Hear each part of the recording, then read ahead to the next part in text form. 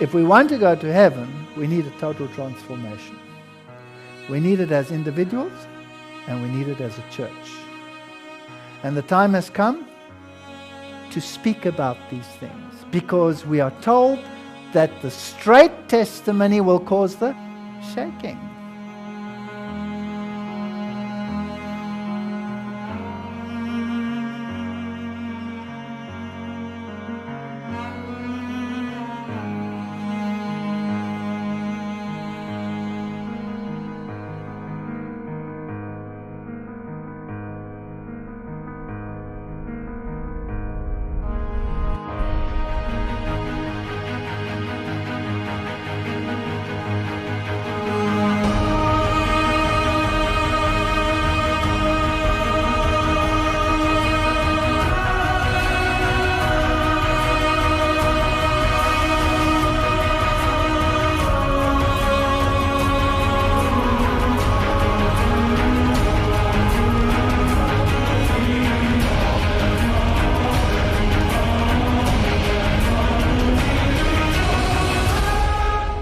We will have to have a total transformation.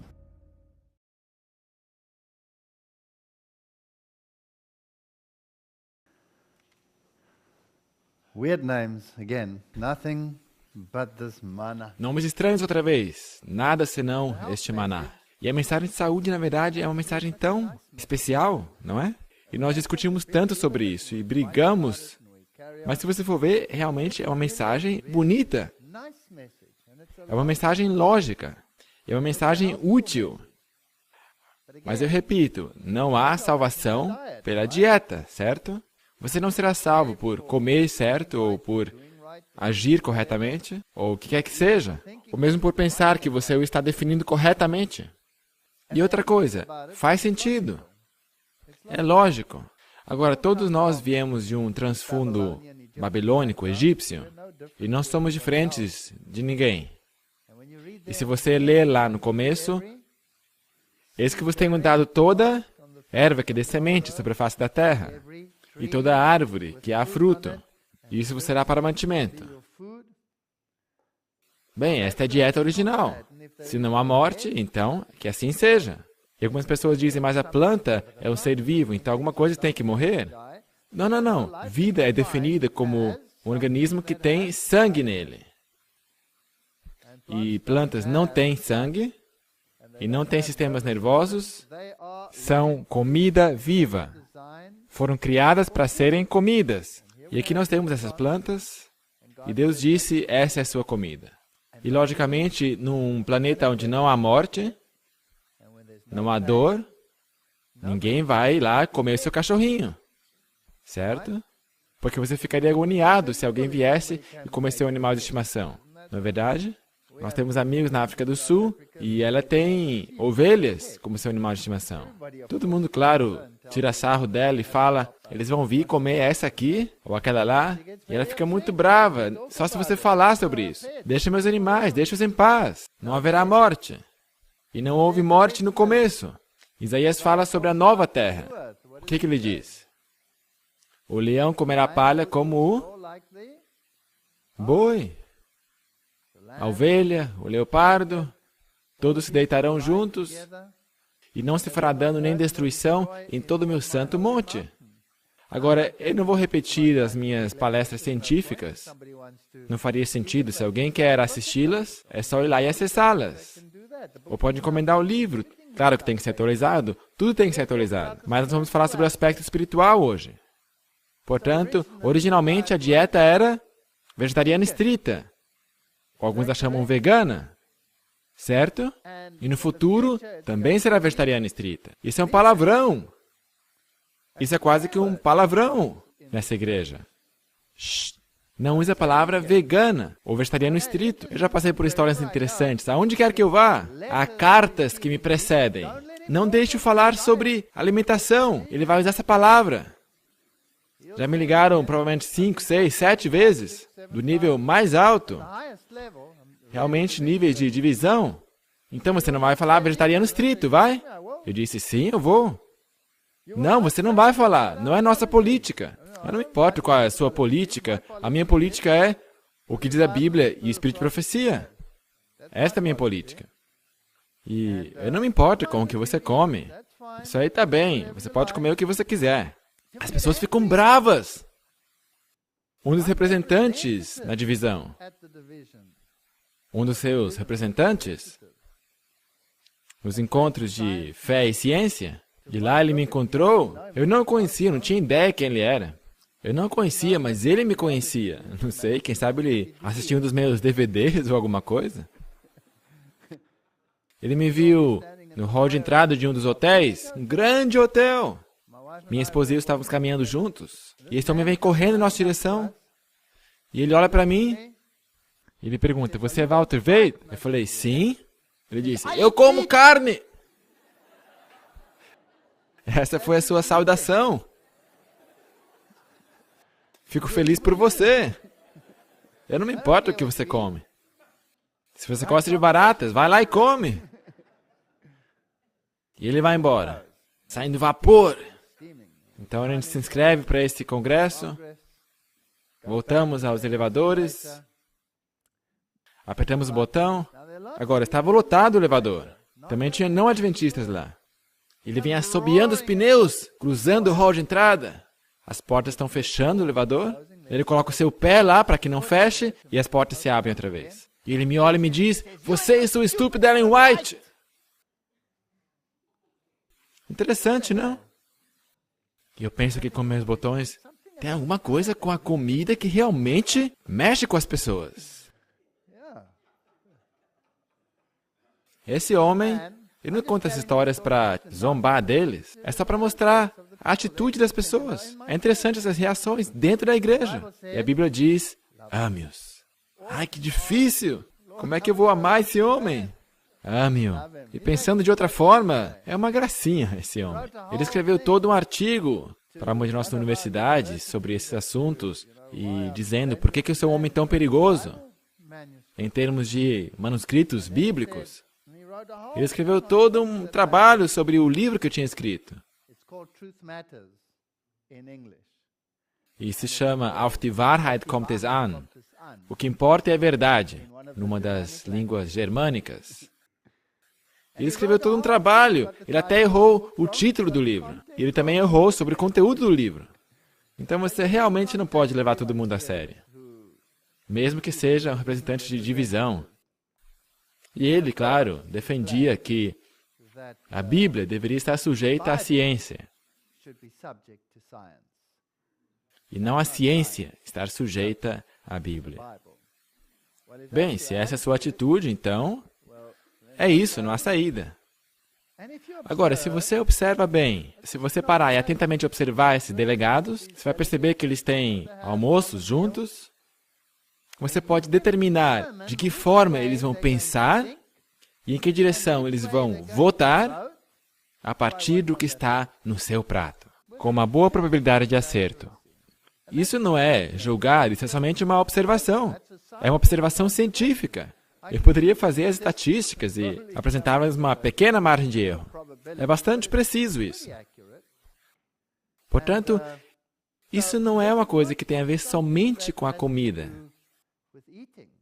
Isso tem que ver com uma batalha por sua mente. Uma batalha pela mente. Por que os filhos de Israel lutaram tanto com esse assunto? O que está mais alto? A cabeça ou o estômago? A cabeça está mais alta. Então por que nesse mundo o estômago parece estar mais alto que a cabeça? Sabe, a gente poderia seguir essa lógica e arrumar um monte de encrenca. A cabeça foi colocada para estar no controle. E a Bíblia diz que no final dos tempos iriam comer e beber. Obviamente vai estar na pauta, certo? Está na pauta. Êxodo 16. E toda a congregação dos filhos de Israel murmurou contra Moisés e contra Arão no deserto. Esse é um assunto tão comum. E os filhos de Israel disseram-lhes, quem dera tivéssemos morrido por mão do Senhor na terra do Egito, quando estávamos sentados junto às panelas de carne, quando comíamos pão até fartar. porque nos tendes trazido a este deserto para matares de fome. Soa como um recém-convertido, não é? Então disse o Senhor a Moisés, eu vou fazer chover pão dos céus para vocês. E o povo sairá e colherá diariamente a porção a cada dia, para que eu prove se ande na minha lei ou não. Portanto, esse é um assunto sério. É um teste. É literalmente um teste. E acontecerá no sexto dia que prepararão o que colherem, e será o dobro do que colherem cada dia. Disse mais Moisés, isso será quando o Senhor à tarde vos der carne para comer, e pela manhã pão a fartar, porquanto o Senhor ouviu as vossas murmurações, com que murmurais contra ele. E quem somos nós?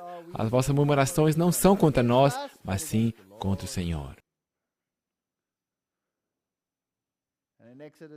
Em Êxodo 16, 12 diz, temos ouvido as murmurações dos filhos de Israel. Fala-lhes dizendo, entre as duas tardes comereis carne, pela manhã vos fartareis de pão, e sabereis que eu sou o Senhor vosso Deus. E aconteceu que à tarde subiram codornizes e cobriram o arraial, e pela manhã jazia o orvalho ao redor do arraial.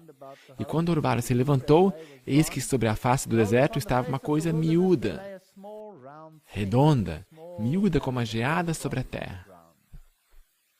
E vendo aos filhos de Israel, disseram uns aos outros, Mana.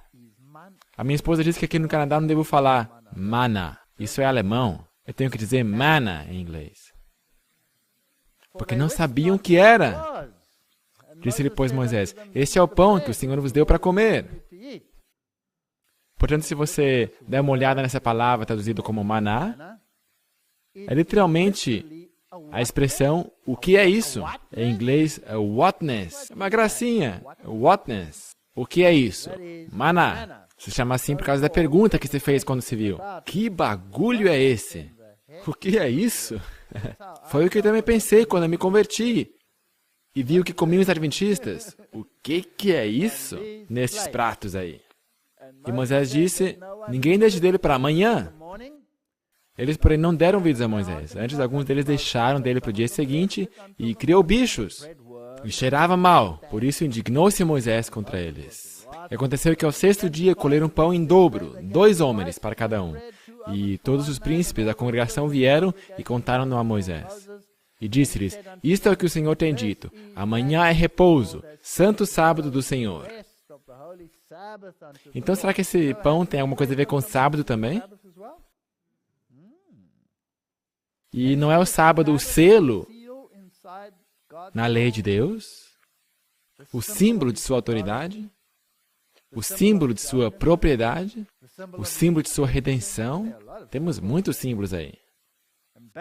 O que quiseres cozer no forno, cozeio. O que quiseres cozer em água, cozeio em água. E tudo que sobrar, guardai para vós até amanhã. Você podia, então, assar com isso?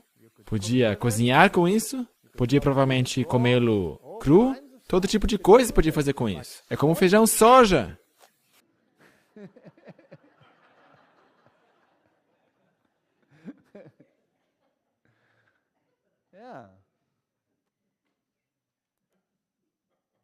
E guardaram-no até o dia seguinte, como Moisés tinha dito.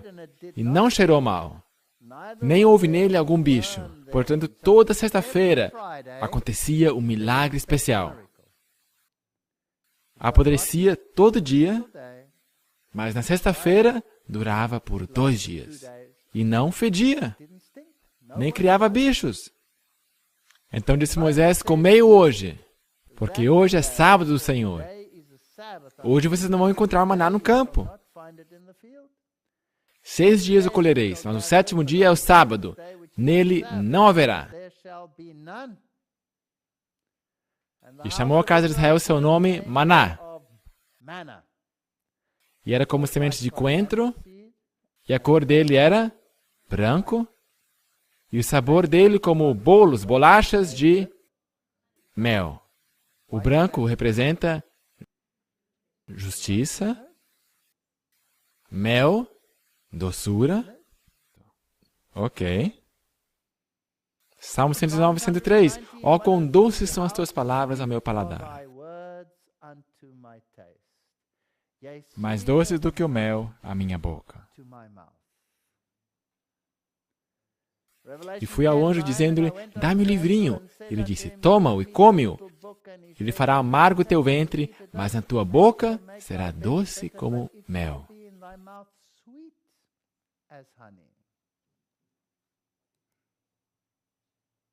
Vamos dar uma olhada na tipologia.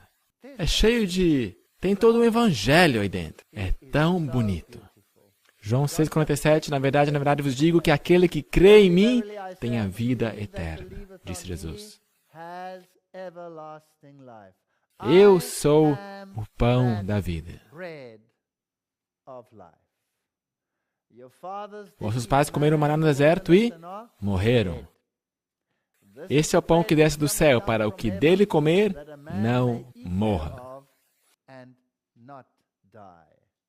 Eu sou o pão vivo que desceu do céu. Se alguém comer deste pão, viverá para sempre.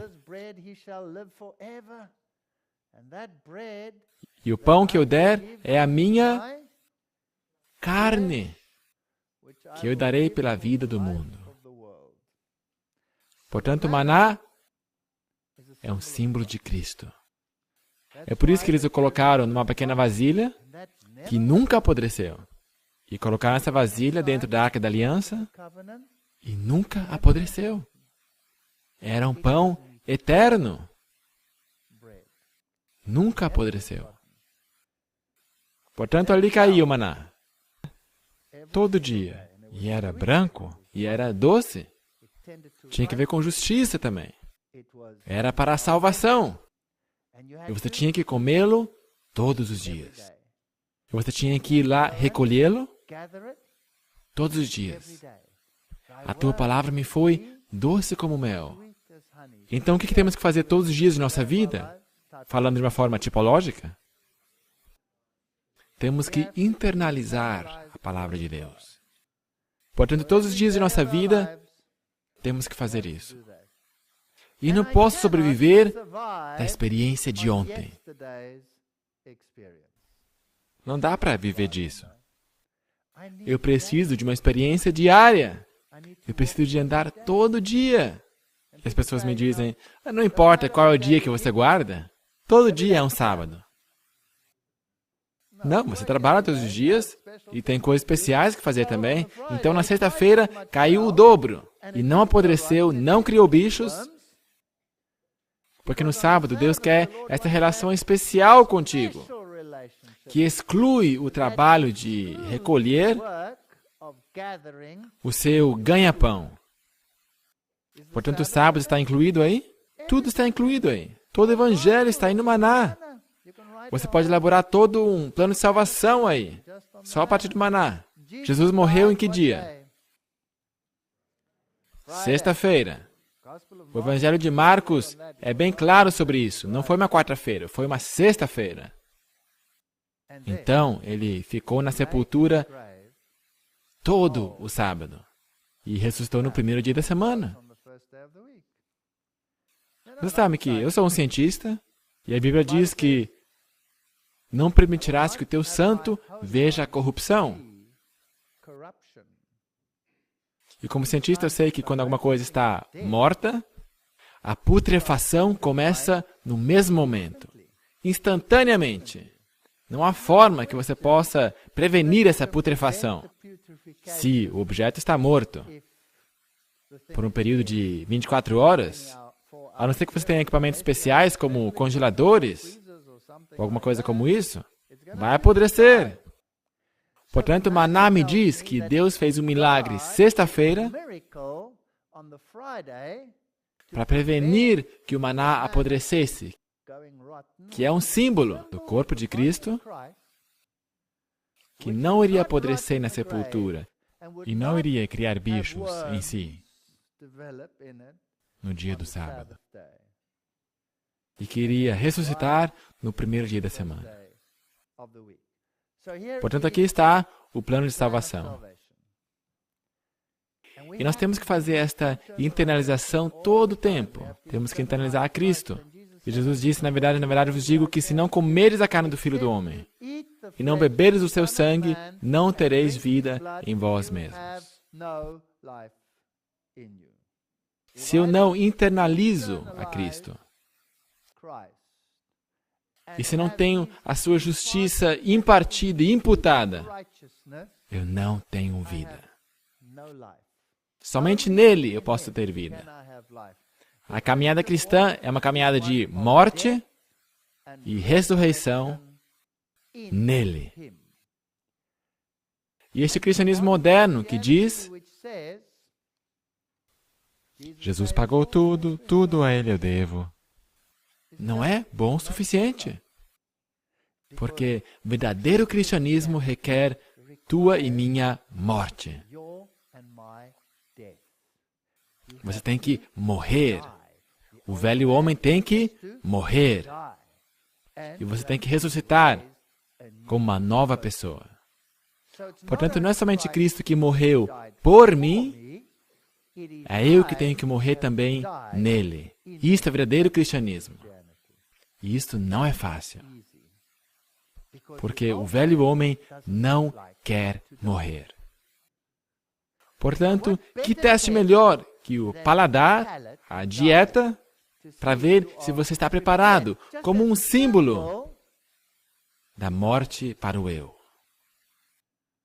Mas é claro, se você torna isso a tua justiça, então você é um fariseu. Você não receberá nenhum ponto no céu por causa disso. Senhor, eu posso ter um pontinho no céu por causa que eu sou vegetariano estrito? Não, nenhum, nada.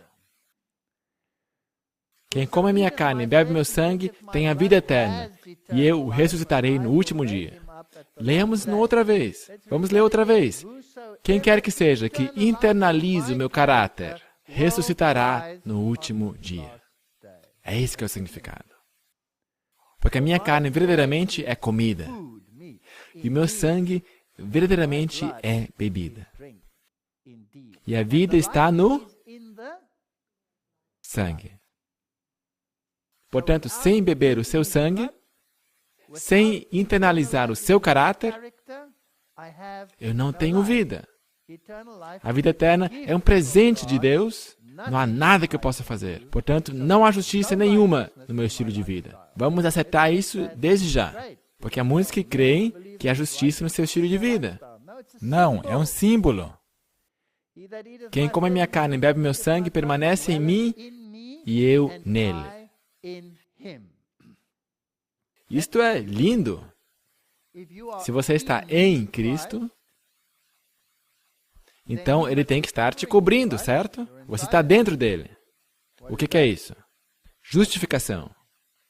E se ele está em você, o que é isso? Isso é justiça impartida, ou seja, santificação. Portanto, aqui está toda a simbologia. Tudo está incluído no maná. Eles tiveram a pregação do Evangelho, diz a Bíblia, em tipos e em sombras. Assim como o Pai que vive me enviou e eu vivo pelo Pai, assim quem de mim se alimenta também viverá por mim. Agora, os pobres judeus pensavam que ele estava fora de si, louco. Não pensaram assim? Eles não entenderam, eles não juntaram as peças. Este é o pão que desceu do céu. Não é o caso dos vossos pais, que comeram maná e morreram. Quem comer este pão viverá para sempre. Para sempre. Se você não entende o princípio, então você não vai poder sobreviver. E disse Moisés, esta é a palavra que o Senhor tem mandado. Encherás um homer dele e guardá-lo-ás para as vossas gerações. Para que vejam o pão que você tem dado comer nesse deserto, quando eu vos tirei da terra do Egito. Aqui havia, portanto, maná que nunca iria deteriorar. Um símbolo do quê? Da presença constante de Cristo para fazer expiação por nossos pecados. Todo o Evangelho está aí. Tudo aí no maná. Uau! Também disse Moisés a Arão, toma um vaso e põe nele um homem cheio de maná e coloca-o diante do Senhor para guardá-lo para as vossas gerações. Como o Senhor tinha ordenado a Moisés. Assim Arão o pôs diante do testemunho para ser guardado. E comeram os filhos de Israel maná 40 anos, até que entraram em terra habitada. Comeram maná até que chegaram aos termos da terra de Canaã. Portanto, o maná serviu como uma tipologia de uma realidade maior, e os aspectos tipológicos terminaram quando eles entraram em Canaã. A realidade do maná continua. Portanto, nós temos que comer o maná até chegarmos em Canaã. Nós temos que internalizar a Cristo cada dia de nossas vidas. Temos que ter uma caminhada com Ele todos os dias de nossa vida. Não podemos sobreviver das experiências de ontem. Podemos recordá-las, mas não podemos sobreviver delas. E precisamos que nosso orgulho seja humilhado até o pó. E precisamos ter fome e sede de justiça. Então, temos a história do maná. Porque ele diz que te humilhou e te deixou ter fome. E te sustentou com o maná. Que tu não conheceste, nem teus pais o conheceram, para te dar a entender que o homem não viverá só de pão. Agora, claro, só se você tiver o texto recebido, porque senão, claro, eu não quero pregar aqui uma teoria de conspiração, mas de toda palavra que sai da boca do Senhor, viverá o homem. Sabes, pois, no teu coração, que como o homem castiga seu filho, assim te castiga o Senhor teu Deus. E guarda os mandamentos do Senhor teu Deus, para andares nos teus caminhos e para o temeres. Deuteronômio 8:16, que no deserto te sustentou com maná, que os teus pais não conheceram, para te humilhar. Portanto, será que a dieta, a comida, é só uma questão de sobrevivência, de saúde? Ou será que também tem um aspecto espiritual? Tem um aspecto espiritual também. Para te provar, para, no fim, te fazer bem. Portanto, há uma mensagem de saúde aí? Sim, tem um componente de saúde. Mas você pode morrer, jovem. Você pode ser atropelado por um ônibus. Qualquer coisa pode acontecer contigo. Mas essa é uma questão de uma mudança de paradigma. É uma guerra espiritual. E é por isso que tem mais incluído aí que simplesmente comer, beber e dizer o que é saudável e o que não é saudável. Neemias 9:20, e deste o teu bom espírito para os ensinar. E o teu maná não retiraste da sua boca. E água lhes deste na sua sede. Está todo esse simbolismo aqui na Bíblia. Salmo 78. E choverá sobre eles o maná para comerem, e lhes deram o trigo do céu. O homem comeu o pão dos anjos. Ele lhes mandou comida a fartar. Judeus 9:4, que tinha um incensário de ouro e a arca da aliança coberta de ouro toda em redor, em que estava um vaso de ouro que continha o maná. E a vara de Arão, que tinha florescido. Uma coisa morta que reviveu. Somente Deus pode fazer isso.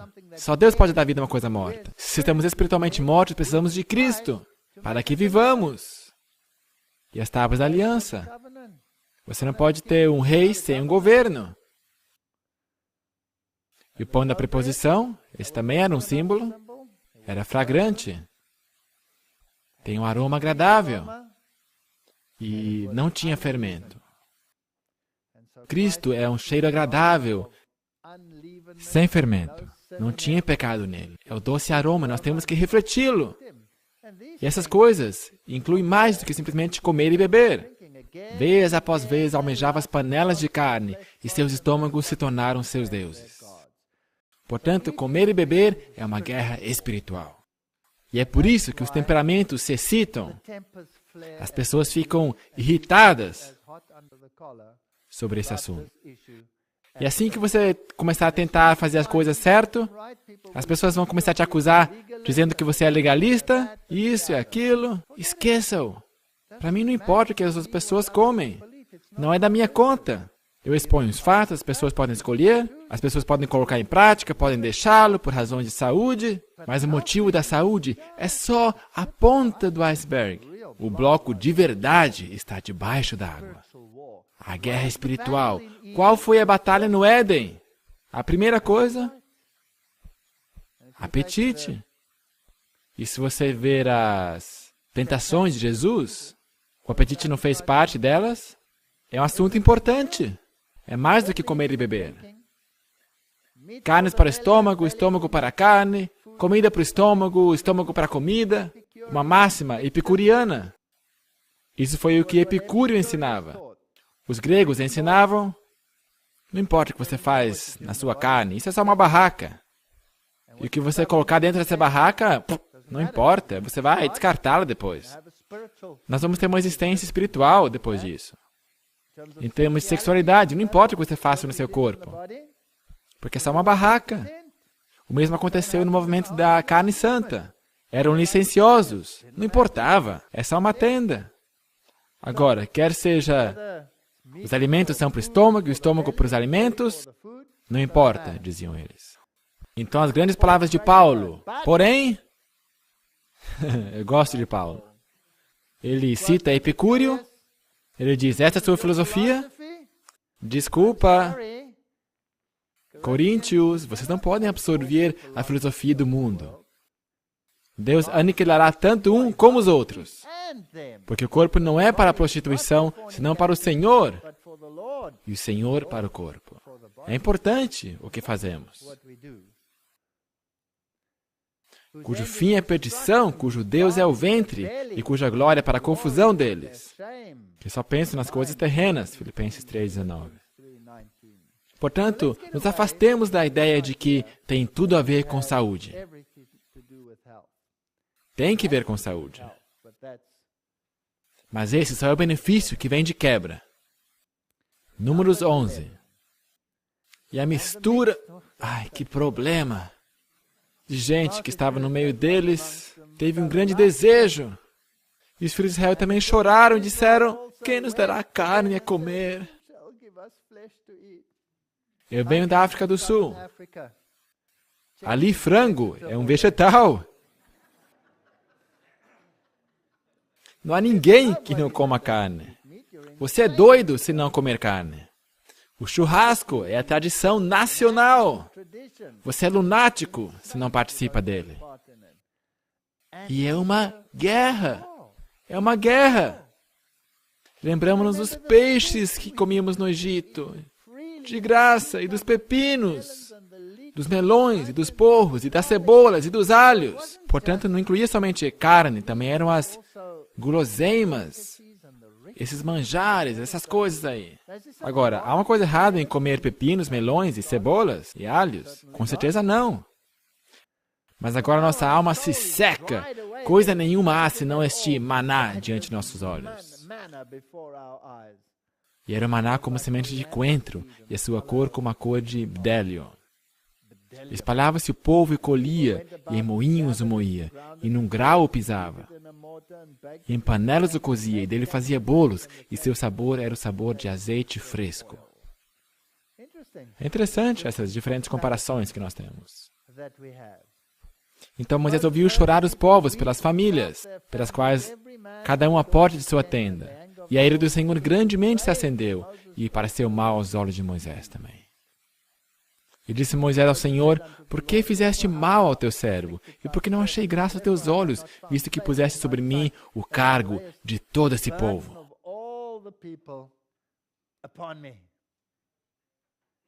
Bem, o Senhor respondeu e disse, e dirás ao povo, santificai-vos para amanhã e comereis carne, porquanto chorastes aos ouvidos do Senhor, dizendo, quem nos dará carne a comer? Pois íamos bem no Egito. Por isso o Senhor vos dará carne, e comereis. E não comereis 1 dia, nem 2 dias, nem 5 dias, nem 10 dias, nem 20 dias, mas 1 mês inteiro, até que vocês fiquem enjoados disso. Uma gracinha aqui o jeito que o Senhor fala. Até sair pelos seus narizes, até que vocês se enfastiem dele. Porquanto rejeitastes ao Senhor que está no meio de vós, e chorastes diante dele, dizendo, por que saímos do Egito? É uma descrição tão adequada de nós. Nós todos somos desse jeito. E o povo falou contra Deus e contra Moisés, por que nos fizeste subir do Egito para que morrêssemos nesse deserto? Pois aqui nem pão nem água há, e a nossa alma tem fastio deste pão vil. Esse negócio de soja tem hormônio nela. Não é assim que dizem? É por isso que a nação chinesa inteira está ficando efeminada. É por isso que eles têm essas medidas contra o crescimento de população, porque senão eles vão ter uma explosão de população. Você já escutou essas bobagens antes? Hein? E falam sobre estrogênios e confundem fitoestrogênios com estrogênios, que não tem nada a ver com o fator estrogênico. Em fato, são anticancerígenos. E não tem nada disso, mas deixa para lá. Só estou comparando aqui. Então o povo se levantou todo aquele dia, toda aquela noite, e todo dia seguinte, e colheram as codornizes. O que menos tinha, colheram 10 homens, e as estenderam para si ao redor do arraial. Eles já perceberam isso quando a carne estava entre os seus dentes, antes que fosse mastigada. Antes que fosse mastigada. Portanto, definitivamente não era como um de nossos professores diz, que era uma questão de carne tóxica, porque eles nem tinham comido ainda. Se acendeu a ira do Senhor contra o povo, e feriu o Senhor o povo com uma praga muito grande. E por isso o nome daquele lugar se chamou de, uma palavra grande aqui, Kibroth Hattaavah, porque ali enterraram o povo que teve o desejo. E se você pega essa palavra grande, é feminino plural. Eu não sei se isso aqui tem alguma coisa a ver, você acha que tem? Com artigo entreposto, sepulturas do desejo. Sepulturas do desejo. E aqui morreram porque eles tinham esse desejo. E as pessoas sempre dizem, sabe, não há evidências de que você tenha que ser vegetariano na Bíblia. É o espírito de profecia que diz assim. Não, é a Bíblia que diz assim. A dieta, como era no começo, está bem definida na Bíblia, sim ou não? A dieta futura, ali em Isaías, será que está bem clara na Bíblia, sim ou não? Sim. E agora, damos uma olhada na tipologia, fica ainda mais claro. Porque nas tipologias, Deus sempre fez o seu povo vegetariano. Mais tarde, quando a tipologia acabou, isso passou.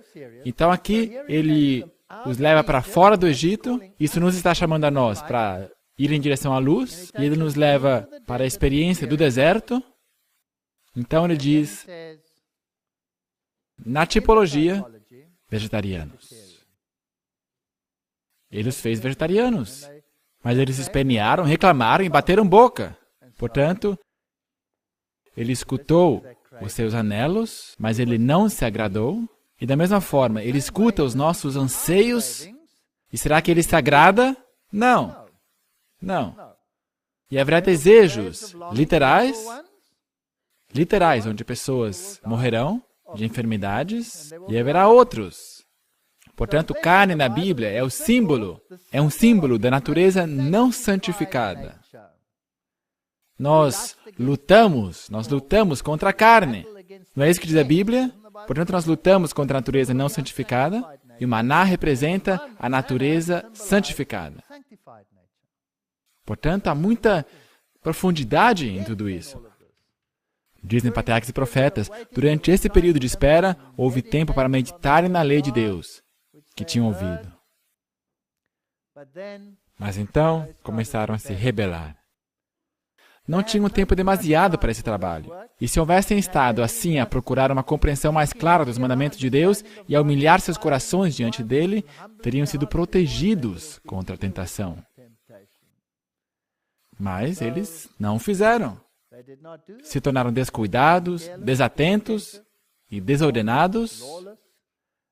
Esse era o caso especialmente com a mistura de gente. Estavam impacientes por se verem em caminho para a terra prometida. Alguns haviam que sugeriram a volta para o Egito. Estavam decididos a não mais esperar por Moisés. Portanto, estamos falando aqui sobre uma atitude mental. Então começaram a clamar por carne. Portanto, é uma progressão. É uma progressão. Portanto, o propósito do Êxodo, a saber, o chamado sair dela, povo meu, é conclamar um povo de volta ao original.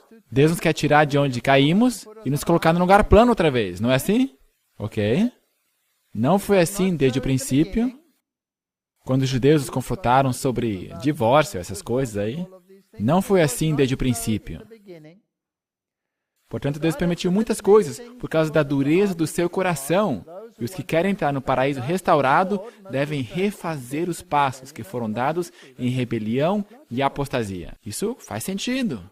Aquela multidão mista que do Egito acompanhara Israel não foi permitido ocupar as mesmas seções das tribos.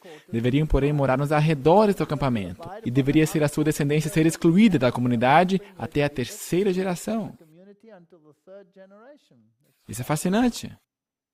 Agora, vamos dar uma olhada no assunto: quem é essa mistura de gente no Adventismo? Tem que ser os que acham erros nas orientações divinas, como dadas pela Bíblia, Espírito e Profecia, dizem que o Senhor retarda a sua vinda e se divertem com o mundo. Vamos dar uma olhada neles. Não vos façais, pois, idólatras. Se você coloca a comida acima dos seus interesses espirituais, será que isso é idolatria?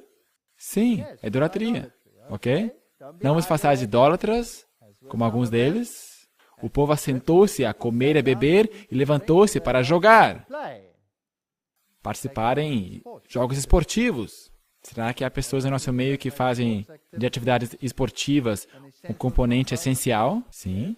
E não nos prostituamos, espiritualmente ou literalmente, como alguns deles fizeram, e caíram num dia 23 mil, e não tentemos a Cristo, como alguns deles também tentaram, e pereceram pelas serpentes. E não murmureis, como também alguns deles murmuraram, e pereceram pelo destruidor. Ora, tudo isso lhes sobreveio como exemplos. Portanto, aqui está. De fato, a Bíblia diz que eram tão comilões de carne, que o que menos recolheu juntou 10 homens, ou 1.762 litros. Isso aí é uma quantidade incrível de carne. Salmo 78:18 diz: e tentaram a Deus nos seus corações. Então é espiritual, outra vez. Pedindo carne para o seu apetite. Mas deixaram-se levar a cobiça no deserto, e tentaram a Deus na solidão, e ele lhes cumpriu o seu desejo. Isso aqui é um versículo poderoso. Salmo 106, verso 15. Enviou magreza às suas almas. Portanto, aqui há uma sequidão espiritual, um vazio. Dieta não se refere só a comer e beber.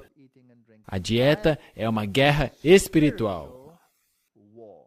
E é um teste para ver se você realmente quer ir até o fim. Deus deu ao povo isso que não era para o seu máximo bem, está escrito em Patriarcas e Profetas, porque persistiram em desejá-lo. Não queriam satisfazer-se com as coisas que se mostrariam para eles ser um benefício. Seus rebeldes desejos foram satisfeitos, mas foram entregues ao sofrimento das consequências. Comeram sem restrições e seus excessos foram prontamente punidos. E feriu o Senhor o povo com praga muito grande, grande número foi ceifado pela febre ardente, enquanto os mais culpados entre eles foram feridos logo que provaram o alimento cobiçado. Então temos aqui um pouco mais de detalhes. Não todo mundo morreu, porque senão acabaria com tudo. Alguns eram piores do que os outros. E olhai por vós, não aconteça que os vossos corações se carreguem de glutonaria, de embriaguez e dos cuidados da vida, e venha sobre vós de improviso aquele dia. Agora, esses são textos interessantes, porque temos aqui algumas conotações. Os pecados de rebelião, glutonaria, que é a mesma coisa que comilança, e bebedice, a mesma categoria, no mesmo patamar. Aquele homem lá que veio gritando em minha direção. Nós éramos... Eu só estou usando ele como um exemplo. Eu não vou dizer quem ele era. Estávamos dirigindo a um shopping. Nos queriam levar ao shopping. Nós fomos fazer compras. Estávamos voltando. Sabe, existem pessoas estranhas na nossa igreja. E há um homem negro da África no ônibus conosco. E agora ele está sentado ao lado desse homem na volta e ele começa a tirar da sacola o que ele comprou. Eu acho que ele também fez para o benefício de todos nós que estávamos no ônibus. E ele nos mostrou como ele tinha comprado coisas para os seus martinis. Ele explicou ao homem negro que ele bebia martini, um coquetel alcoólico, e que isso ali eram abridores de garrafa, porta-copo, sei lá o quê, para os seus martinis. Mas o gozado foi a expressão desse nosso colega da África. De onde que esse homem vem? E nós temos essas coisas estranhas na igreja. Havia outro homem da mesma associação, um editor de uma de nossas revistas. Ele não cria no espírito de profecia. Ele cria na evolução, não na criação. Então nós perguntamos, o que acontece quando você morre? Ele diz, eu não sei. É possível que você vá direto ao céu? Sim, é possível. Por que você guarda o sábado? Eu nasci um adventista. E se você tivesse nascido um católico, isso aí estaria bem? Claro, também estaria bem. Então por que você não guarda o domingo? Porque eu sou um adventista. Portanto, ele não compartilha nossa crença sobre o estado dos mortos, não crê na questão do sábado, crê na evolução, não crê no espírito de profecia de forma alguma, mas é o editor de uma de nossas revistas. Isso é interessante. Uau! E é fascinante ver o que ele coloca no seu prato. Quando alguém tiver um filho costumaz e rebelde, que não obedecer à voz de seu pai e à voz de sua mãe, e castigando eles, não lhe der ouvidos, então seu pai e sua mãe pegarão nele e o levarão aos anciãos de sua cidade e à porta de seu lugar, e dirão aos anciãos da cidade, esse nosso filho é um rebelde e costumaz, não dá ouvidos à nossa voz, é um comilão e um beberrão. Aqui outra vez, juntou os dois. Vão estar comendo e bebendo. E se você dá uma olhada nessa palavra glutonaria aí, é de fato uma dor de cabeça resultante de bebedeira. Isso é, por analogia, um glutão. Tem a ver com excesso, glutonaria, comilança. Portanto, essas coisas estão todas ali registradas na Bíblia para nosso bem-estar espiritual. Portanto, a reforma de saúde não é só para ser uma bênção física, mas uma bênção espiritual. E se isso dói para você, então não pode servir ao seu verdadeiro propósito. É uma coisa que tem que vir de um coração disposto. Salmo 105, tirou-os para fora com prata e com ouro, e entre as suas tribos não houve um só fraco. Houve benefícios físicos em seguir a mensagem de reforma. Medicina e salvação. A luz que Deus tem provido e continuará a prover sobre a questão da alimentação deve ser para o seu povo hoje o que foi o maná para os filhos de Israel. Caiu o maná do céu, e ao povo se ordenou colhê-lo e prepará-lo para ser comido. Assim, nos diferentes países do mundo, luz será dada ao povo do Senhor e alimentos saudáveis próprios para esses países serão preparados. Hoje, não temos nenhuma desculpa. Quando nós nos tornamos adventistas, uns não sei quantos anos atrás, não havia nada no mercado. Hoje, tudo está no mercado. Você tem queijo vegano, vegetariano no mercado. Você tem maionese sem ovo. Creme vegetal, aquilo lá é vegetal. Não é verdade? Você não tem problema algum. Tudo está aí. Você pode fazê-lo. Portanto, a única coisa que pode te impedir é a tua mente. Você não tem nenhuma outra razão para dizer não. Os membros de cada igreja devem cultivar o tato e a habilidade que Deus lhes dará. O Senhor tem ciência e compreensão para conceder a todos que desejarem usar sua habilidade no esforço de aprender como combinar os produtos da terra de modo a torná-los alimentos saudáveis, simples e facilmente preparados, os quais ocuparão o lugar de alimentos cárneos, de modo que o povo não tenha, eu gosto disso, para que o povo não tenha desculpa para comer carne. Se num país como na Etiópia, onde não existe nada, eles conseguem praticá-lo, então nós também podemos, certo? O Senhor instruirá o obediente. Nos cereais, frutas, verduras e nozes encontram-se todos os elementos alimentícios de que necessitamos. Onde é que está o B12 aí? Se formos ao Senhor em simplicidade de espírito, Ele nos ensinará como preparar alimentos saudáveis, isentos da mácula do alimento cárneo. Isso que é espírito de profecia. Já deve ter perdido a validade.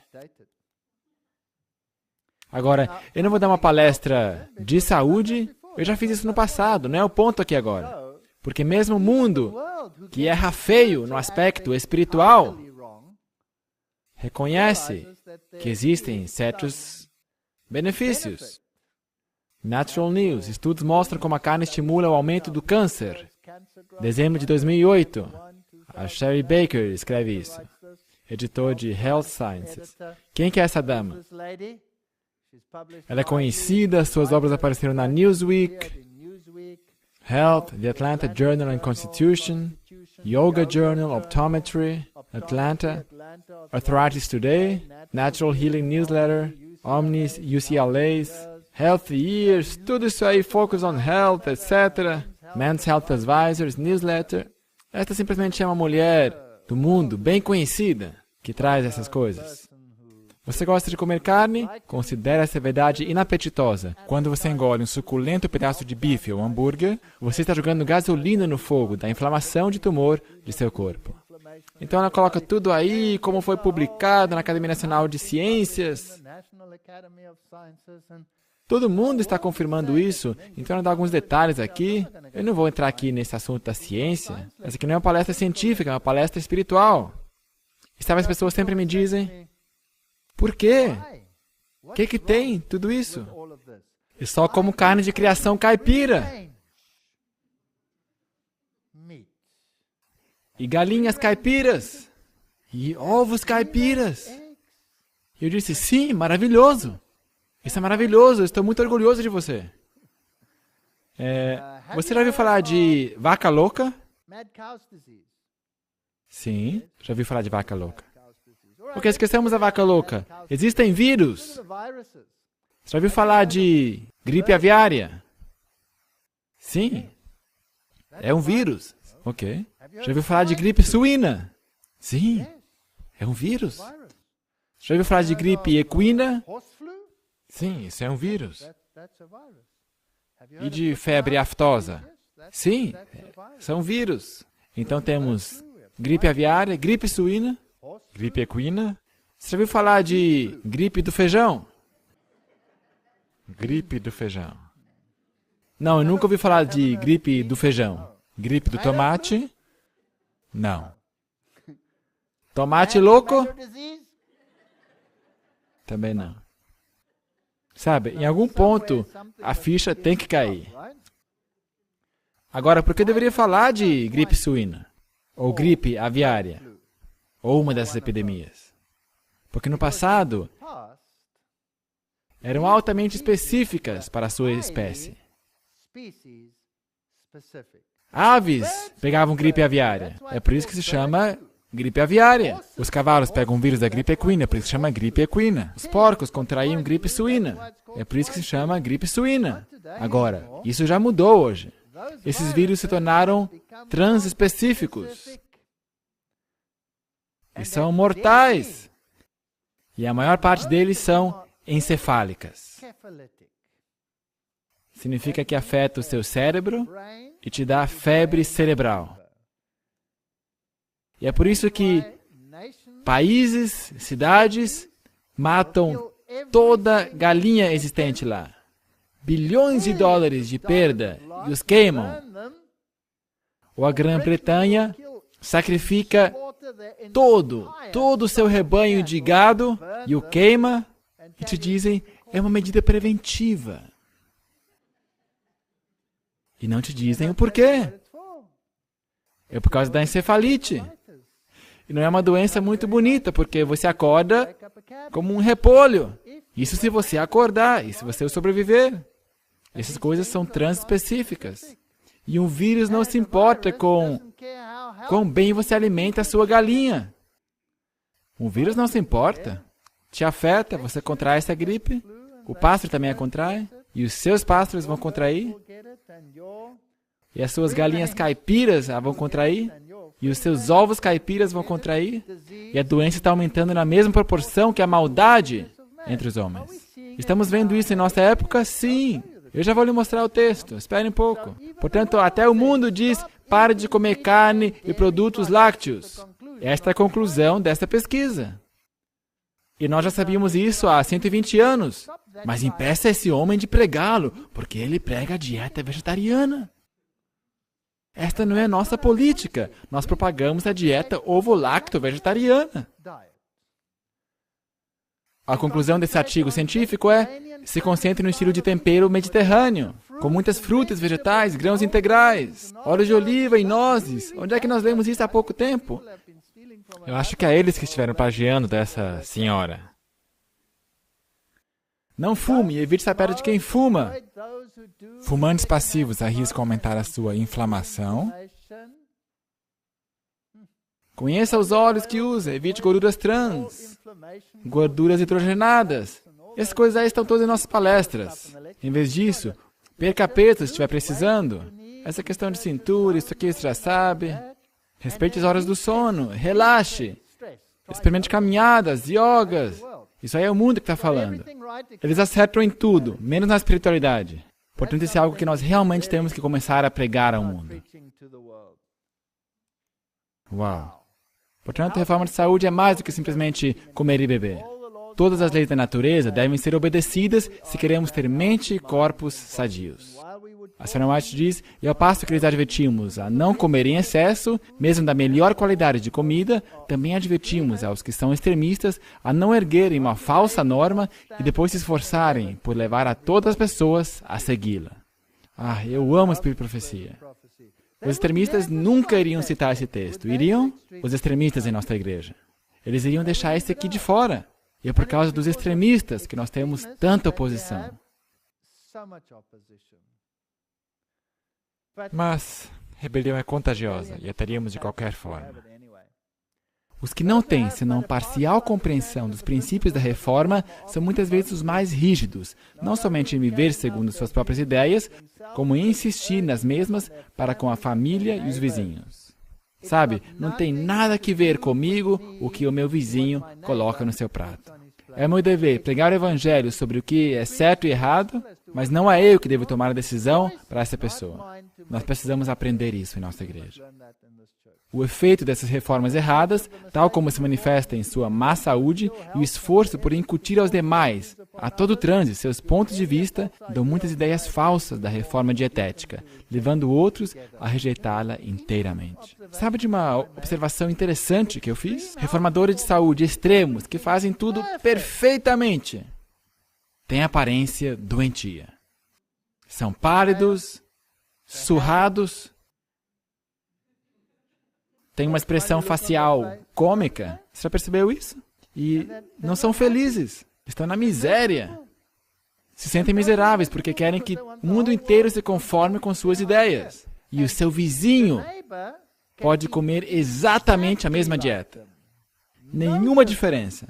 E não fazê-lo por essas razões, e ser saudável e feliz, e não parece um palito, portanto, há um aspecto mental aí. Nós já vimos isso muitas vezes. E creio em mim, com esse tipo de palestras, eu atraio as pessoas como... Eu não vou dizer como que é. Os que têm recebido instruções acerca dos males do uso de alimentos carnes, chá, que é chá preto e erva mate, café, preparos suculentos e indigestos de alimentos, e estão determinados a fazer um concerto com Deus mediante sacrifício, não continuarão a condescender com seu apetite em relação ao alimento que sabem ser prejudicial à saúde. Olha aqui o aspecto espiritual de novo. Deus requer que o apetite seja purificado e exerça-se abnegação relativamente a essas coisas que não são boas. É bíblico isso? É tipológico? Sim. Estes são assuntos que nos dividem, e o fato é que existem fanáticos que trazem infâmia ao conceito não é razão para acionar o freio até o ponto da desobediência. Eu não quero ser como essa pessoa na igreja. Mas sim, você deve ser como essa pessoa, só que sem a sua atitude. E talvez alguma coisa saborosa no prato, de vez em quando, por favor.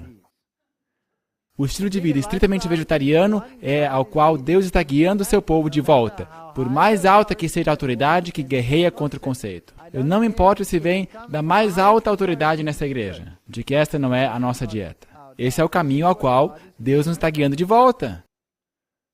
Esta é a dieta original e essa será a dieta futura do povo de Deus. Será a dieta imediatamente antes de Jesus voltar. E eu tenho apoio magnificente.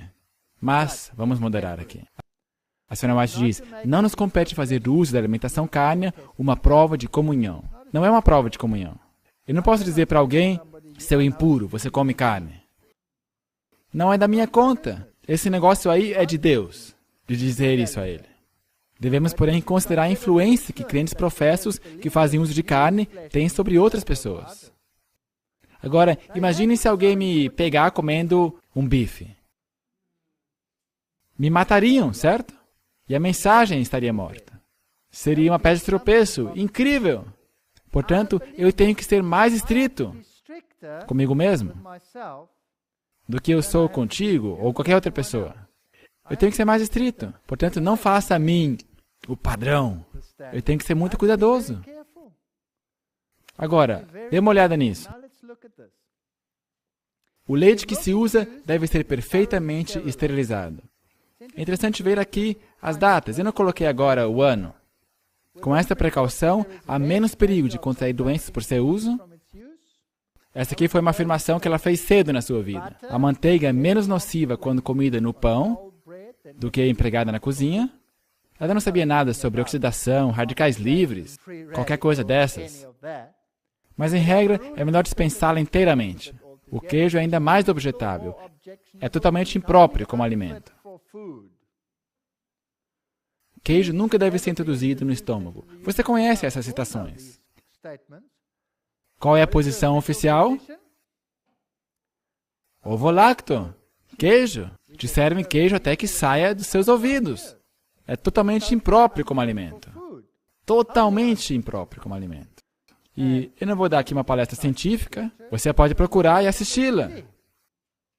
Foi decidido, isso aqui foi uma carta interessante que ela escreveu, que em certa reunião campal não se vendesse queijo aos que se encontravam no acampamento. Ao chegar ali, porém, o Dr. Kellogg, para surpresa sua, verificou que grande quantidade do queijo fora comprada para vender na mercearia.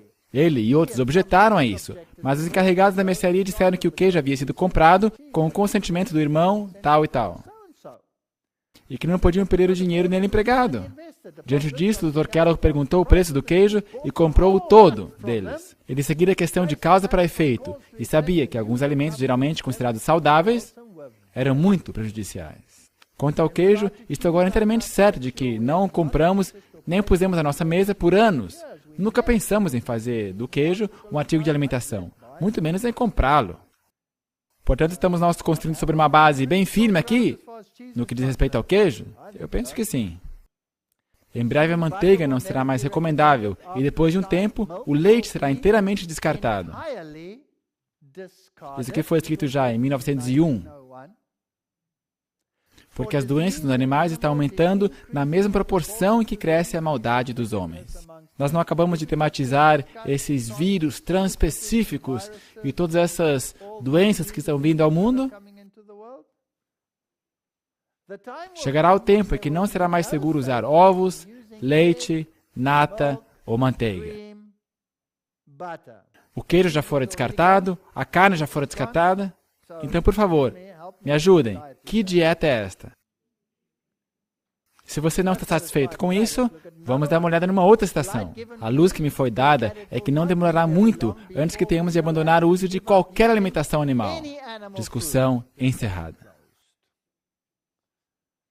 Me chamaram, eu entrei na sala e me disseram, sabe, nós temos um problema sério. Isso é realmente contra as regras da nossa igreja. Isso que você está pregando. Você poderia, por favor, parar de pregar isso? Eu disse, bem, eu tenho um pequeno problema com isso. E é o seguinte. A Universidade de Harvard ensina isso. O Centro Nutricional de Duns, da Universidade de Cambridge, ensina isso. Eu mostrei isso em todas as minhas pesquisas, com os meus pós-graduandos, que por causa disso foram promovidos para fazer pós-graduação na Harvard, por causa dessa pesquisa. A Bíblia diz assim, e Espírito e Profecia diz isso. E eu mostrei para ele essa citação. E ele ficou quieto. Felizmente, alguém que ainda crê. Ele disse: pregue o irmão. A nossa igreja não chegou lá ainda. Não é uma gracinha? Mesmo o leite terá que ser deixado. As doenças estão multiplicando rapidamente. A maldição de Deus jaz sobre a terra, pois o homem a amaldiçoou. Os hábitos e práticas dos homens levaram a terra a uma situação tal que outro alimento, que não animal, deve ser provido para a família humana. Não necessitamos de alimentação cárnea absolutamente. Deus pode dar-nos alguma coisa melhor do que esta. E Ele nos tem dado abundantemente. Será que alguns de vocês aqui têm sofrido com esses alimentos que temos servido esses últimos dias? Eu não tenho sofrido. Eu não sofri. Não havia nada mais que esse maná, mas estava tudo bem. Não há segurança alguma, diz a Sra. White, no comer carne de animais mortos, e dentro em breve o leite das vacas será também excluído do regime do povo que guarda os mandamentos de Deus. Brevemente, não será garantido usar coisa alguma que provenha da criação animal. E para mim, isso leva o assunto para além de qualquer dúvida. A minha ciência prova isso, outros cientistas o provaram, a Bíblia diz assim, o Espírito de Profecia diz assim, o Papa pode dizer que não devo fazê-lo. Eu farei. Desse jeito. Eu gosto dessa aqui. Ela diz, você não poderá ter uma vida sadia se você fica estudando sem parar. Isso aqui é a Ellen White. Ellen White que está escrevendo aqui. Seu pai e eu abandonamos de vez o leite, a nata, manteiga, açúcar e a carne, desde que viemos morar na Califórnia. Eles não pareciam ser ovo-lacto-vegetarianos? Temos mente muito mais aguçada e muito melhor forma. Temos uma vida sadia. Não podemos escrever, a não ser que vivamos de forma simples. Uma outra parte ela diz, a esta altura da história da Terra, comer carne desonra a Deus. Esta é uma citação poderosa. Esta é uma citação poderosa. E eu espero que meus queridos irmãos parem de ficar discutindo os assuntos de B12, disso e daquilo, e que sigam esse caminho em simples obediência. Eu tenho sido vegetariano por 23 anos. Eu já fui muito questionado sobre B12 e todas essas coisas. Os meus filhos são gigantes. Eu sou um anão ao lado dos meus filhos. E eles foram criados vegetarianos estritos. Não que eles sejam vegetarianos até o dia de hoje. Eles também são crianças terríveis, como as crianças de qualquer outra pessoa. Mas eles foram criados vegetarianos estritos. Não sofreram privação alguma, são gigantes. É o consumo de carne e de licor que estão tornando a terra como era nos dias de Noé. Essas coisas fortalecem as paixões mais baixas dos seres humanos, tornando a raça mais animalesca. Tá aí, ó, tem que ver com a mente. Tem que ver com a mente. Ao dar lugar às paixões baixas, o homem está corrompendo o corpo, a alma e o espírito. Mas isso aqui é chocante. Comer carne desonra a Deus. Agora, o que dizer de pastores que fazem essas coisas? Que nenhum de nossos obreiros dê o mau exemplo de comer alimentos cárneos. Eu estive em muitos encontros. Você pode contar nos dedos o tanto de pastores que não comem carne. Muitas vezes nesses mega encontros. Pode contá-los numa só mão. Se você tiver sorte, talvez só vai precisar de um dedo. Você pode cortar todos esses dedos e ainda vai estar bem. Ainda vai conseguir contá-los. Não é triste isso? Não é surpreendente? Na verdade, não é surpreendente que a condição espiritual da nossa igreja está onde ela está. Vivam eles e suas famílias à altura da luz da reforma de saúde. Isso é um apelo para ministros em nossa igreja. Voltai! Voltem! Que não desonremos a Deus. Não tem nada que ver com fanatismo. Esqueça o que as pessoas dizem. Há muitas razões por que podem dizer não faça isso, não faça aquilo. Faça-o por causa que Deus diz assim. Ele sabe que é o melhor, Ele nos ama, Ele sabe por que está fazendo isso. Sra. White, não podemos fazer agora como nos arriscamos a fazer no passado quanto ao comer carne. Essa tem sido sempre uma maldição à família humana, mas em nossos dias, isso se torna particularmente a maldição pronunciada por Deus sobre os rebanhos do campo em razão da transgressão e pecado do homem. Não vai melhorar de forma alguma. Pelo contrário, vai ficar pior. O mundo está melhor informado do que nós. Que tal essa? Tomar chá e café é pecado. condescendência prejudicial, que, como outros males, causa dano à alma. Tem que ver com a alma. Algumas igrejas europeias servem café de verdade, café afiltrado, depois de cada culto. Você sai e bebe seu cafezinho lá no hall. É difícil encontrar um líder de igreja lá na Europa que não condescende com o café. Todos o fazem. Como é que podemos ter um nível de espiritualidade se essa é a condição de nossa igreja? Eu não os estou condenando, só estou perguntando, considere, será que estamos seguindo os mesmos passos que os filhos de Israel? Estamos fazendo exatamente a mesma coisa. Esses diletos, olha só essa palavra, ídolos, criam excitação, uma ação mórbida do sistema nervoso. Deixa abaixo do normal, na mesma proporção em que suas propriedades estimulantes elevaram acima do normal. Sabe, por uma mulher de apenas 3 anos de educação convencional, isso é muito profundo, tanto na forma como no seu conteúdo. Pastores e povo precisam agir em harmonia. O povo de Deus não está preparado para o alto clamor da terceira mensagem angélica. Uau, está chegando bem perto. Eles têm uma obra a fazer por si mesmos que não podem deixar para Deus que a faça. Ele deixou esta obra para que eles a façam. É uma obra individual. Não podemos fazê-la para outro. Depois fala aqui sobre essas promessas. Purifiquemo-nos de toda impureza, tanto da carne como do espírito, aperfeiçoando a nossa santidade no temor de Deus. A religião não se restringe à dieta. É muito mais ampla que isso. Mas ela é, de alguma forma, uma coluna central, para que esteja em condições para a transladação. O povo de Deus deve conhecer a si mesmo. Precisa compreender com respeito à sua estrutura física, que podem, com os salmistas, clamar de um modo terrível e tão maravilhoso fui formado. Se trata aqui da mente. Isso é sério. Ela continua, o Senhor em sabedoria designou conduzir o seu povo a uma posição em que ele seria separado do mundo, no espírito e na prática. É impossível aos que condescendem com apetite alcançar a perfeição cristã. Uau! Você pode ver então por que a nossa igreja está na situação em que está? A mistura de gente? A verdadeira temperança nos ensina a dispensar inteiramente todas as coisas nocivas e usar judiciosamente aquilo que é saudável.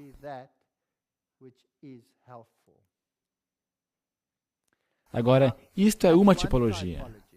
Portanto, na tipologia, Deus pega o seu povo para fora do Egito, o submete a uma dieta vegetariana estrita, eles esperneiam, reclamam e murmuram, e todas essas coisas, mas tipologicamente, os está levando a Canaã, os mudando para aquilo que eles eram antes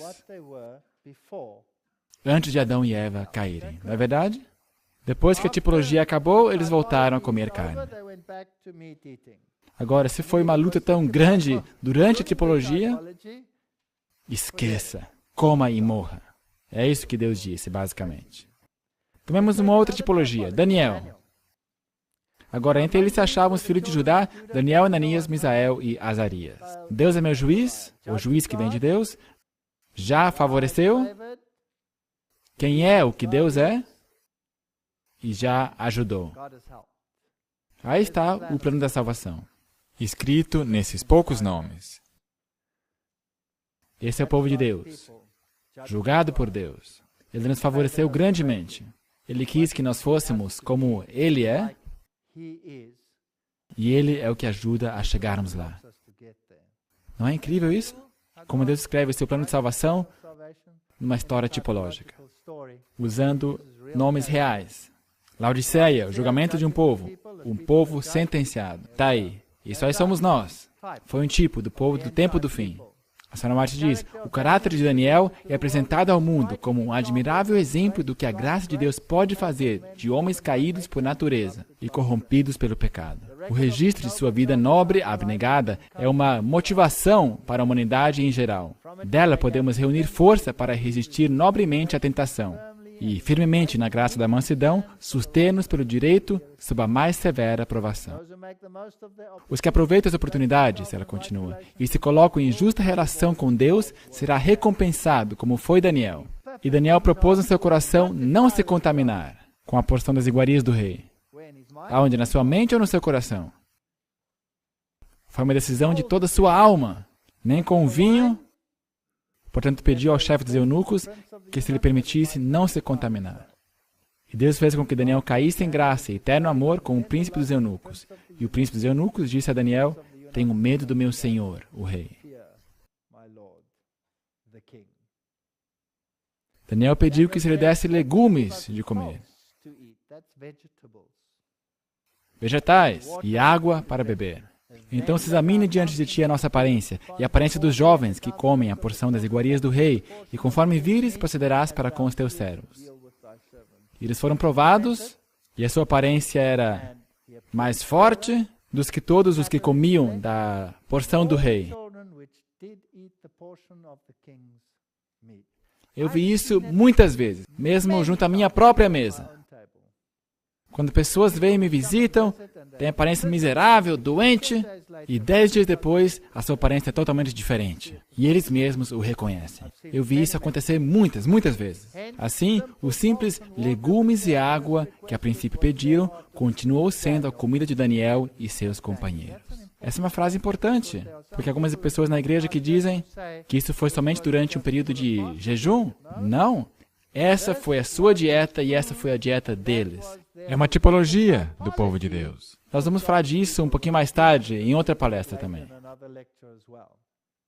Portanto, aqui nós temos uma tipologia do fim, e Daniel é um tipo do povo de Deus, que vai viver sob a condição laodiceana, o povo do julgamento. A sua dieta é vegetariana. Qual deve ser a dieta deles? Vegetariana estrita também. É lógico. A tipologia se encaixa. Daniel e seus companheiros, desde a sua primeira experiência na corte real, obtiveram uma compreensão mais clara e um julgamento mais profundo, mais exato, que todos os sábios no reino da Babilônia. Tem que ver com discernimento. É por isso que a série Transformação Total tem que ver com discernimento, a clareza de mente, firmeza de propósito, força de intelecto. Na aquisição de conhecimento, devem-se em grande parte à simplicidade de seu regime alimentar, associado à sua vida de oração. Ele participava diariamente do maná. E o mesmo Deus de paz vos santifique em tudo, e todo o vosso espírito, alma e corpo sejam plenamente conservados e irrepreensíveis para a vinda de nosso Senhor Jesus Cristo. A santificação apresentada nas Escrituras compreende o ser inteiro, espírito, alma e corpo. Precisamos de todo o pacote. Tudo. O profeta Daniel é um exemplo de verdadeira santificação. Seus longos anos foram cheios de nobre serviço ao seu mestre. Foi um homem muito amado do céu. Todavia, ao invés de pretender ser puro e santo, esse honrado profeta, quando pleiteava perante Deus em prol do seu povo, identificou-se com os que positivamente eram pecadores em Israel. Nós vamos lidar com isso mais tarde também. Quando Jó ouviu o redemoinho, a voz do Senhor exclamou: por isso me abomino e me arrependo no pó da cinza. Santo, santo, santo! Ai de mim, disse Isaías. E Paulo disse de si mesmo que era o menor de todos os santos. Não eram como esse homem de terno que apareceu na minha casa e disse: olha, eu sou santo, deixei de comer queijo. Eu não acredito que coisas assim acontecem em nossos dias. Tem que ser por uma questão de exemplo. Tem que ser por questão de exemplo, certo? Muitos há que sentem não poderem permanecer por muito tempo sem uso de alimentos cárneos. Mas se essas pessoas se colocassem do lado do Senhor, absolutamente resolvidas a andar no caminho pelo qual Ele deseja guiá-las, receberiam força e sabedoria, como sucedeu com Daniel e seus companheiros. Agora, pegue a palavra carne aqui e a substitua por queijo. Coloque produtos lácteos aqui. Coloque qualquer coisa que você quiser. Todas essas coisas têm que ser abandonadas. Nós estamos indo para Canaã. Você não vai comer isso lá. Por que você quer comer isso aqui? Quantos têm recusado viver de acordo com os conselhos de Deus? Bem, você já viu quantos. João Batista, eu gosto dessa história. Ele é um Elias típico. E eu gosto dessa frase aqui. O Filho do Homem veio comendo e bebendo. João veio não comendo nem bebendo. Está aqui, Mateus 11, 18. Viveu como Sansão deveria ter vivido. Certo? Agora, o que essa frase quer dizer? O Filho do Homem veio comendo e bebendo. Será que Jesus era um comilão? Será que ele comeu carne? Sim, ele comeu. Sim, ele comeu. Será que ele comeu peixe? Sim, ele comeu. Bem, se Jesus comeu carne, então, isso para mim basta, certo? Eu escutei isso centenas de vezes, de pastores de nossa igreja. Esse é o seu exemplo favorito. O Filho do Homem veio comendo e bebendo. Jesus veio se identificando com a raça caída da época em que ele veio.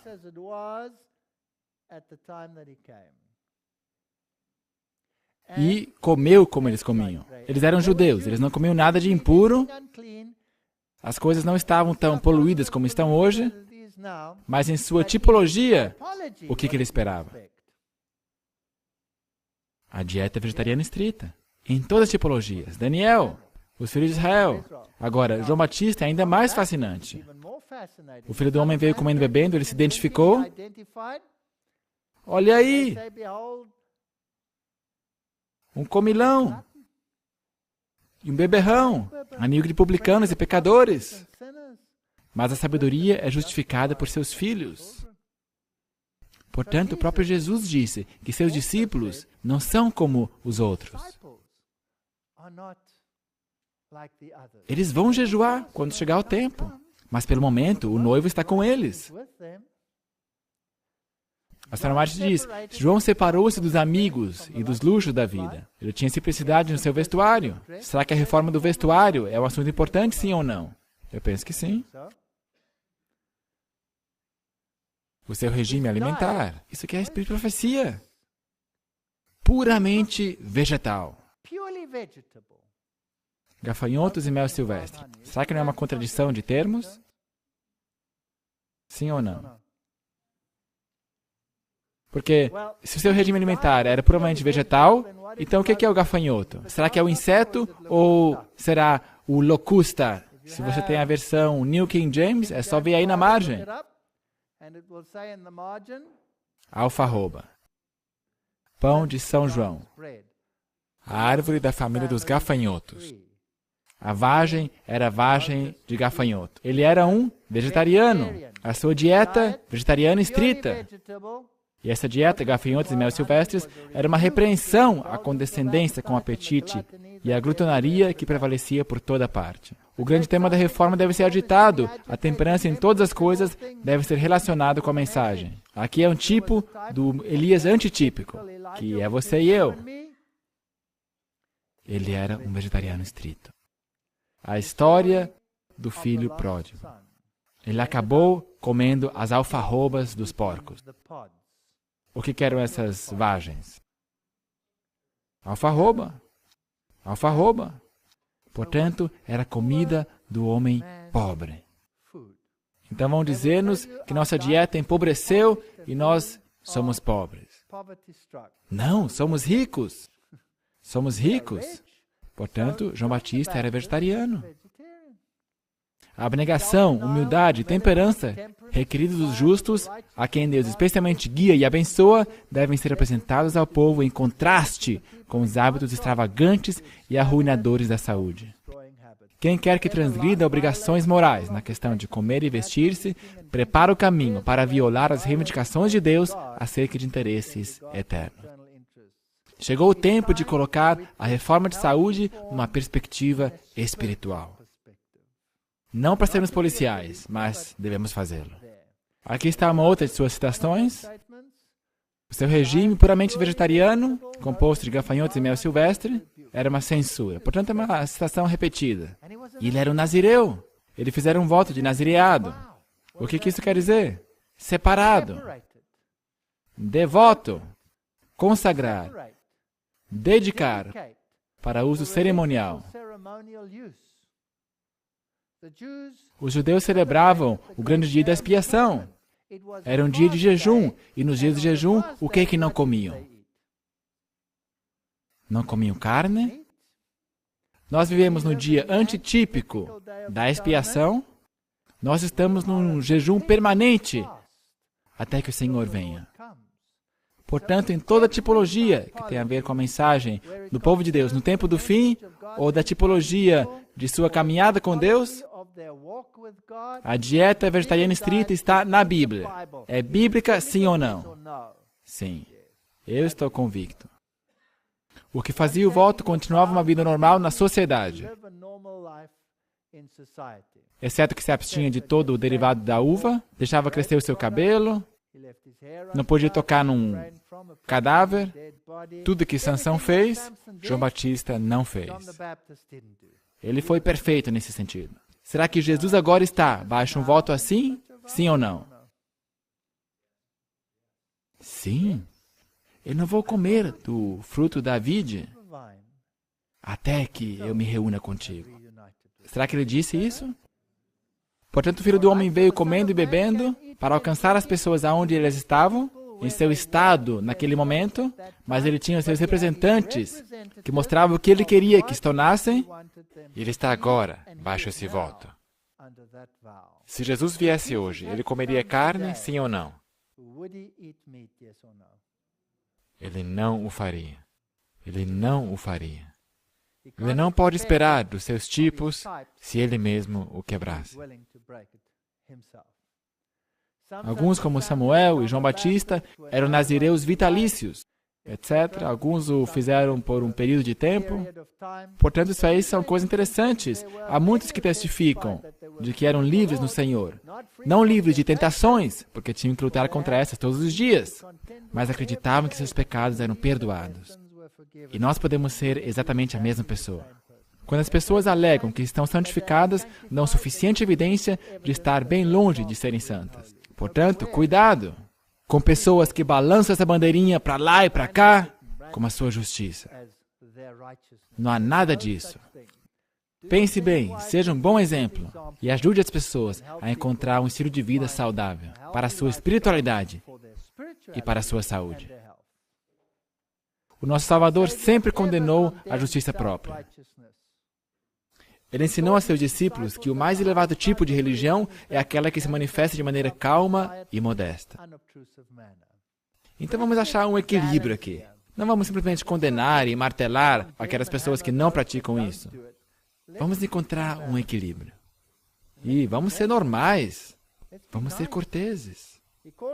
Aconselhou-os a executarem suas obras de caridade sem chamar atenção, não para se mostrar, nem para serem louvados e honrados pelos homens, mas para a glória de Deus, esperando recompensa na vida futura. E se encontramos pessoas que são rebeldes na igreja, lembremos-nos de que nós também fomos rebeldes. Eu sempre digo, se eu vejo alguém com 50 brincos no seu nariz, então eu sei que isso é um grito por ajuda. Essa pessoa precisa de ajuda. Se eu vejo um glutão, eu reconheço que ele também precisa de ajuda. E sabe o quê? A resposta branda desvia o furor. Simplesmente abrace a pessoa, dê-lhe um abraço, e você vai poder ver essas pessoas mudarem. São como manteiga. Eles só querem um pouquinho de amor. Dê-lhes amor. A santificação bíblica, ela diz, não consiste em forte emoção. Eis onde muitos são levados ao erro. Fazem dos sentimentos o seu critério. Quando se sentem elevados ou felizes, julgam-se santificados. Sentimentos de felicidade ou de ausência de gozo não é evidência de que a pessoa esteja ou não santificada.